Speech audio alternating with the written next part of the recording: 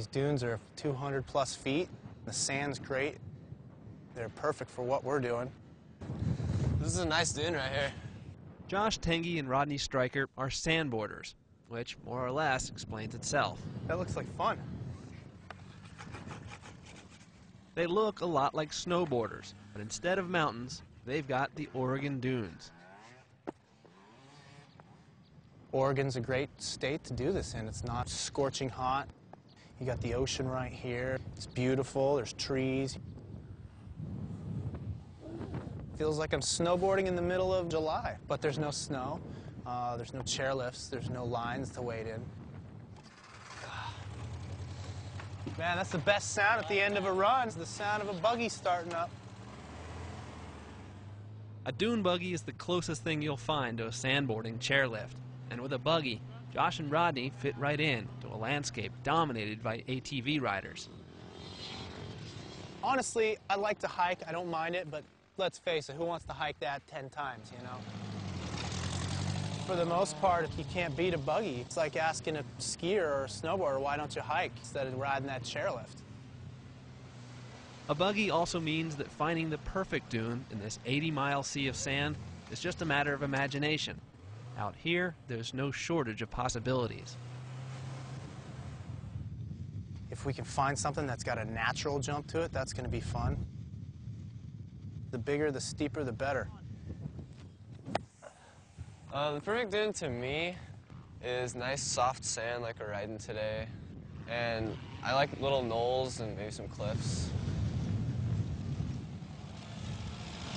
All right.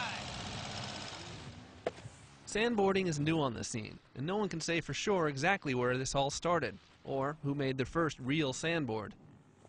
In Rodney's case, it came about through curiosity and a little experimentation. I went to a friend's birthday party, and he had an old water ski that he transformed into a sandboard. Just put polyurethane on the bottom, and we were just sledding down the hill, and from then on I was pretty much hooked.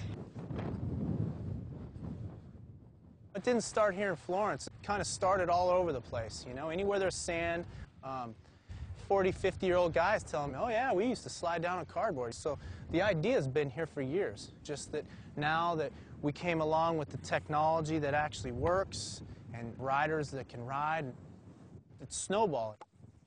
My sandboard's just like a snowboard, except the bottom's a little different. It's not P-Tex. It's called Race Base. It's a little different. It's kind of like Formica. We use a wax. We rub it on pretty much every run. You buff it in once you got your wax on, and when it feels slick, you take your run. Sandboarders are building on 25 years of snowboard culture, and a lot of the best riders have taken tricks mastered on the mountain and just moved them to the dunes. Obviously, this is a sport that skews heavily to the under 30 set. It's almost a mirror image to snowboarding, so if you're a really good snowboarder, you'll pick it up really, really quick. There are a lot of great sandboarding dunes not far from Highway 101, making this accessible to a lot of people.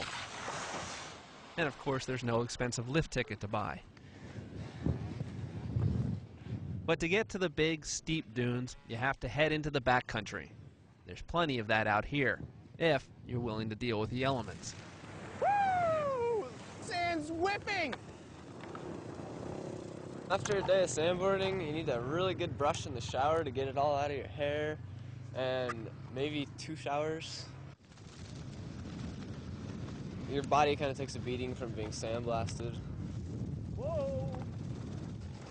We don't really get bored because there's so much to do, so much potential, always new things to try. There's a million people doing this, so, you know, not that it's bad, I have a blast with it. But out here, I can go out and do stuff that nobody's ever done, ever on the sand. So I can actually make a mark in history.